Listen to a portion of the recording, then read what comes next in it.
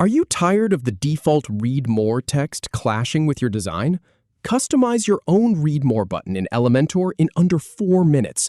We'll open the page in Elementor, locate the general settings, adjust the Read More text, then use dynamic tags and layout for final polish.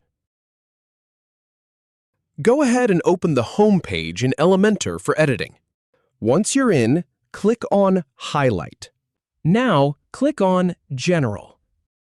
Then, click on General again. And then, click on Read More.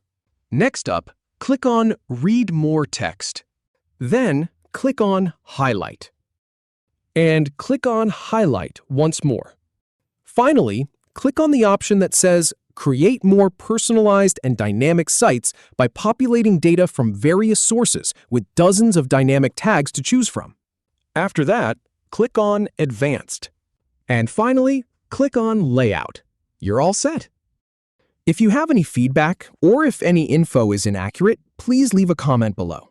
We'll do our best to answer or redo the video if needed. Thanks for watching.